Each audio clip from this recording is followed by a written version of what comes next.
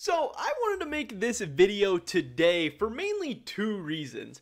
One, to say I told you so, and we'll get into that in a second. You know, there was a take I had a couple of weeks ago, not even a take, just like a statement that I made a couple of weeks ago that a lot of people were fighting back for me against about how the actual LCS lock-in draft took place. You know, I said that like 100 Thieves picked the first team to go one way, TL picked the next team, and then those teams got to pick the next teams, got to pick the next teams. And I had so many comments that were like, no, I'm pretty sure TL and 100 Thieves just picked, you know, the full groups and everything like that. And I honestly wasn't sure, but I thought I remembered last year that that's not how it worked. I thought I was remembering correctly. And today we have some info that backs that up. But then we have some info backing up another one of my more, you know, opinions and takes recently that Evil Geniuses might be the most underrated team in all of the LCS right now. I know TSM fans are saying it's TSM, Cloud9 fans are saying it's C9, you know, whatever. But there was a piece of content that the LCS put out recently that shows us that, hey, Evil Geniuses is a scary team. It's a team to be reckoned with. And I just want to talk about all of that in this video today. You know, this video is more for me in this one. So definitely drop a like if you guys do enjoy it. I'd appreciate that so much. Subscribe to stay up to date on all my latest content. And consider checking out the first link in the description below, or even below the description, I think there should be some boxes that show off the new merch. That's really exciting. It's an awesome way to help support my channel and my content and get something cool in return. You know, there's some pieces that might get you ready for the LCS season. But with that being said, let's get right into this one. So, the LCS recently put out this piece of content. So far, I think the LCS has been doing a good job of putting out content. I think that's huge for so many reasons, because we know that LCS viewership has been down the last couple of years, partly because their production has sucked, partly because the analyst desk has sucked, partly because we lost Bjergsen, we lost Doublelift, we lost so many of these old faces that we've known and loved, and didn't really replace them with anyone that exciting, and yeah, partly because the content of the LCS has sucked. But this is a big year. Bjergsen's back. We have a super team. We have LS. We have all these big name guys. TSM's rebuilding, you know, all these cool, interesting storylines, and the LCS is starting to make some better content. So I'm hyped. I'm excited. I think the LCS is in a good position headed into the future. And I liked the New Year's resolution video they put out, and I like this one too. So let's go over about what this video has to say, because I think it is pretty funny. 100 Thieves, you're on deck. So, Mr. Papa Smithy, who do you want to choose to go into TL's group? So 100 Thieves will be choosing Evil Geniuses to send to Group B. See? Oh, it's just So, obviously, that is a very funny clip of 100 Thieves choosing Evil Geniuses to send over to the other side to be in Team Liquid's group for the LCS lock-in tournament. And then Gil Hoto, who is the Team Liquid head coach, you know, saying, fuck. Like, they are worried. They're concerned. That is not who they wanted to see. Now, part of this, you know, makes me question, did these teams know that TSM and Cloud9 could have potentially been having visa issues? I don't know that for sure. You know, this draft was a couple, I want to say at least a week ago, if not a little bit more than a week ago at this point. So I don't know if they kind of suspected or assumed that they'd be having some visa issues and might not have their whole starting lineup, or if 100 Thieves and Papa Smithy just really think that Evil Geniuses is the scariest team of those three headed into the lock-in tournament.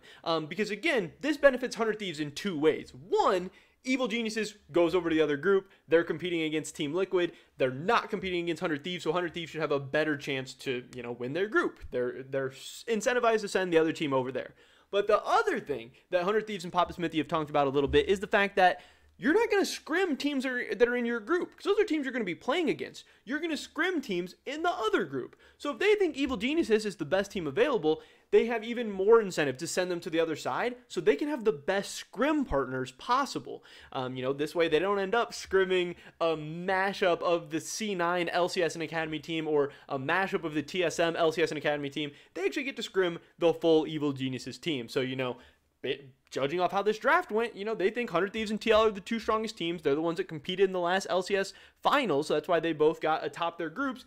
And then they also think that, you know, Evil Geniuses is potentially the third best team. And I think, and I have been saying, that Evil Geniuses might be in the top three. I would even go as far as to potentially put them top two. I think by the end of the year, they absolutely could pass 100 Thieves as the second best team in the LCS. Because this team is good. Look at this roster. This roster has Impact, Inspired, and Vulcan. Those potentially are three of the best players at their position in all of the LCS. Now, I don't think Vulcan has a great case at being the best support in the LCS, especially when you have Core JJ there.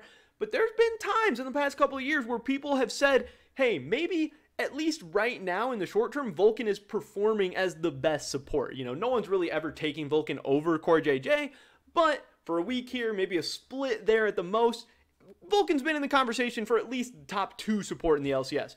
Impact has absolutely gone through stretches of being the best top laner in the LCS. Now Alphari's gone, now Fudge is gone. Impact could be the top dog, and Inspired is the LEC MVP. You know, the LEC seen as a better league than the LCS overall, and this might be the best player in the LEC who's still young. He's like 19 or 20 years old, something ridiculous like that. He might still be getting better. You have Danny, a guy who burst onto the scene. He's a monster. The main question mark is Jojo Pune and how good is he going to be? But he's being hyped up as a generational North American talent. Like, this team could be good. And saying that this team could pass 100 Thieves is not an insult to 100 Thieves or an insult to Cloud9 or an insult to TSM. It is just recognizing how talented this Evil Geniuses team is. And there's a reason why Gil Hoto says fuck when this team gets put in his group. Because they are scary, they are talented, they are good. Even a coach of a super team in Team Liquid is not happy to see Evil Geniuses in their lineup. This is a young, hungry team, you know, with Danny and Jojo Pune. Obviously, they don't have all young players, but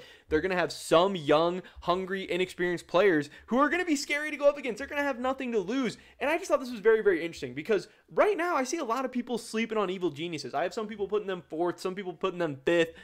I really think they have a strong case at being a top 3 team and representing North America at Worlds this year. And I'm glad that Gil Hoto and Team Liquid seem to recognize that because if everything pans out, this team has one of the highest ceilings in the whole league. If Jojo Pune is as good as advertised, if Danny can build off last year and their other 3 pieces are just even as good as they were last year, Evil Geniuses, in my opinion, is the second best team in the LCS, for sure, like just on paper. Obviously, 100 Thieves still very good. A lot of these teams are scary, but I did think that was kind of interesting and a really funny clip that I wanted to share with you guys. But also the more interesting part here is this graph that shows how the draft took place. This is what makes me feel good. This is my chance to say, I told you so. Go back and look at that video. I believe there was like 5, 6, 7 comments, it seemed like, of people telling me no. 100 Thieves and TL picked these groups, but you can clearly see here by this graph, I don't know, I'll make it bigger, I don't know if this really shows up well, that 100 Thieves picks Evil Geniuses, TL picks Cloud9, and then Evil Geniuses picks TSM, Cloud9 picks the next team, I don't even know who it was, Immortals, and then TSM picks CLG, and then Immortals picks Golden Guardians. It does go down like that. This was not 100 Thieves and TL picking these 2 groups.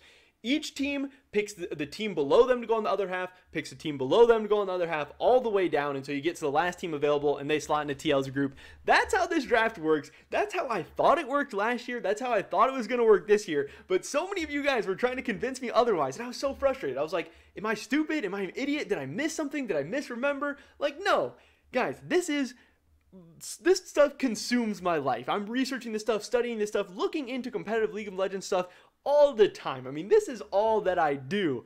I promise you guys, I'm not always right. Yeah, I say some stupid stuff. Yeah, I say some wrong stuff. Everybody gets some stuff wrong sometimes, but most of the time, I know what I'm talking about. Most of the time, I've spent a lot more time researching, studying, and looking at this stuff than anybody else out there, especially, you know, people in the comment section or people on Reddit or Twitter or whatever. So hopefully going forward in the future, you guys have a little bit more faith in me. But that is pretty much it for this video today, guys. I had to say I told you so. Definitely drop a like if you did enjoy it. I would appreciate it so much. Leave a comment down below. What do you think about Evil Geniuses? Do you think people are underrating them, overrating them? I'd love to hear your guys' thoughts and opinions. Subscribe, save today, and all my latest content. Hopefully catch you guys in the next one. But until then, peace.